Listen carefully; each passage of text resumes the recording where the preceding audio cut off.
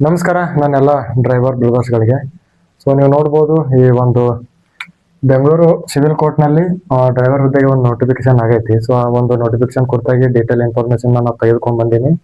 So ಇದ್ರದ್ದೊಂದು ಸದುಪಯೋಗನ ನೀವು ಪಡ್ಕೊಳ್ಳಿ ಅಂತ ಹೇಳ್ತಾ ಈ ಒಂದು ವಿಡಿಯೋನ ಯಾರಾದ್ರೂ ನಿಮ್ಗೆ ಗೊತ್ತಿದ್ದವರು ಪರಿಚಯ ಇದ್ದವರು ಡ್ರೈವರ್ ಇದ್ರೆ ಅವರಿಗೆ ಈ ಒಂದೊಂದು ವಿಡಿಯೋನ ಶೇರ್ ಮಾಡ್ರಿ. ಯಾಕಂದ್ರೆ ಅವ್ರಿಗೆ ಕೂಡ ಗೊತ್ತಿರಲ್ಲ, ನೋಟಿಫಿಕೇಶನ್ ಆಗಿದ್ದು ಗೊತ್ತಿರಲ್ಲ. ಸೊ ಈ ಒಂದು ವಿಡಿಯೋ ಅವ್ರಿಗೆ ಕಳಿಸಿದ್ದ ಆದ್ರೆ ಅವ್ರಿಗೆ ಈ ಒಂದು ವಿಡಿಯೋನ ನೋಡಿ ಈ ಒಂದು ಹುದ್ದೆಯ ಸದುಪಯೋಗನ ಪಡ್ಕೋತಾರ ಅಂತ ಹೇಳ್ತಾ ಈ ಒಂದು ನೋಟಿಫಿಕೇಶನ್ ಕುರಿತು ಡೀಟೇಲ್ ಆಗಿ ಅಂತ ತಿಳ್ಕೊಳ್ಳೋಣ. ಇದರಲ್ಲಿ ನೋಡ್ಬೇಕಂದ್ರೆ ಈಗ ಅರ್ಜಿ ದಿನಾಂಕ, ಈ ಒಂದು ಹುದ್ದೆಗೆ ಅಪ್ಲಿಕೇಶನ್ ಹಾಕೋ ದಿನಾಂಕ ಯಾವಾಗಂದ್ರೆ ಇದೇ ಜುಲೈ 1ನೇ ತಾರೀಕು ಇವತ್ತ ಸ್ಟಾರ್ಟ್ ಆಗೈತಿ. ಓಕೆನಾ, ಅರ್ಜಿ ದಿನಾಂಕ 1/7/2026 ಸ್ಟಾರ್ಟ್ ಆಗ್ಯದ. ಮತ್ತೆ ಕೊನೆಯ ದಿನಾಂಕ ಬಂದ್ಬಿಟ್ಟು 30/7/2026 ಅಂದ್ರೆ ಈ ತಿಂಗಳ ಕೊನೆಯ ದಿನದಲ್ಲಿ ಐತಿ. ಸೊ ನೀವು ಕೊನೆ ಕ್ಷಣದಲ್ಲಿ ನೀವು ಏನಾದ್ರು ಅಪ್ಲಿಕೇಶನ್ ಹಾಕ್ತಿದ್ರೆ ಆ ತರನಾಗಿ ಮಾಡಬೇಡ್ರಿ. ಯಾಕಂದ್ರೆ ಲಾಸ್ಟಿಗೆ ಏನಾದ್ರು ನೀವು ಹಾಕಿದ್ರೆ ಸರ್ವರ್ ಬಿಜಿ ಬರ್ತದ, ಸುಮ್ಮನೆ ನೀವೇ ತೊಂದರೆ ಅನುಭವಿಸ್ಬೇಕಾಗ್ತದ. ಹಾಗಾಗಿ ನೀವು ಆದಷ್ಟು ಬೇಗ ನಿಮ್ದೊಂದು ವಿಡಿಯೋನ ಹಾಕೋರಿ. ಹಾಗೆ ಇದ್ದು ಎಕ್ಸಾಮ್ ಫೀ ಬಂದ್ಬಿಟ್ಟು 300 ರೂಪಾಯಿ ಐತಿ ಜನರಲ್ ಕ್ಯಾಂಡಿಡೇಟ್ಗೆ. ಓಕೆನಾ, ಜನರಲ್ ಅಂದ್ರೆ ಏನು ಜನರಲ್ ಕ್ಯಾಟಗರಿ ಅವ್ರು ಇರ್ತಾರಲ್ಲ ಅವ್ರಿಗೆ 300 ರೂಪಾಯಿ ಐತಿ. ಅದೇ ತರನಾಗಿ 2A 2B 3A 3rd B ಕ್ಯಾಂಡಿಡೇಟ್ಗಳಿಗೆ 150 ರೂಪಾಯಿನ ಎಕ್ಸಾಮ್ ಫೀ ಅನ್ನು ಇಟ್ಟಿದ್ದಾರೆ. ಅದೇ ತರನಾಗಿ SC ST ಮತ್ತೆ ಕ್ಯಾಟಗರಿ 1 ಕ್ಯಾಂಡಿಡೇಟ್ಗಳಿಗೆ ನೋ ಫೀ, ಅಂದ್ರೆ ಯಾವುದೇ ತರನಾಗಿ ಎಕ್ಸಾಮ್ ಫೀ ಇರೋದಿಲ್ಲ. ಹಾಗೆ ಇದರಲ್ಲಿ ನೀವು ನೋಡೋದಾದ್ರೆ ಇದಕ್ಕೆ ಎಕ್ಸಾಮ್ ಅಪ್ಲಿಕೇಶನ್ ಹಾಕ್ಲಿಕ್ಕೆ ಕ್ವಾಲಿಫಿಕೇಶನ್ ಏನು ಬೇಕಂದ್ರೆ ನಿಮ್ದು SSLC ಮುಗಿದಿರ್ಬೇಕಾಗುತ್ತೆ, 10th ಮುಗಿದಿರ್ಬೇಕಾಗುತ್ತೆ.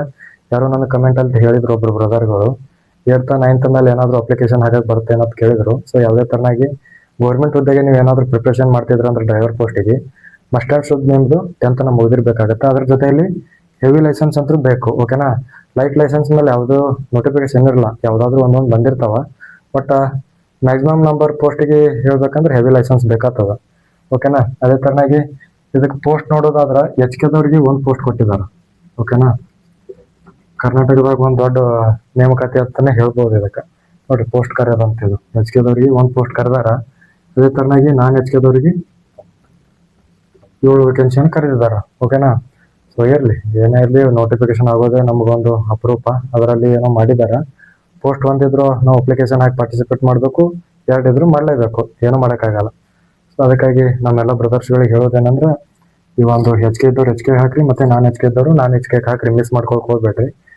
ಹಾಗೆ ಇದ್ರ ನೀವು ಪೇಮೆಂಟ್ ನೋಡೋದಾದ್ರೆ ನೀವು ಏನಾದರೂ ಸೆಲೆಕ್ಷನ್ ಆದ್ಮೇಲೆ ಸ್ಟಾರ್ಟಿಂಗ್ ಪೇಮೆಂಟ್ 34,500 ಇರುತ್ತೆ. ಮತ್ತೆ ಇದ್ರ ಜೊತೆಯಲ್ಲಿ ಹಲವಾರು ಭತ್ಯೆಗಳಿರ್ತಾವೆ. ಓಕೆನಾ, ಅದೇ ತರನಾಗಿ ನಿಮ್ದು 67,600 ತನಕ ನಿಮ್ಮ ಪೇಮೆಂಟ್ ಕೂಡ ಇನ್ಕ್ರೀಸ್ ಆಗೋ ಚಾನ್ಸ್ ಐತಿ.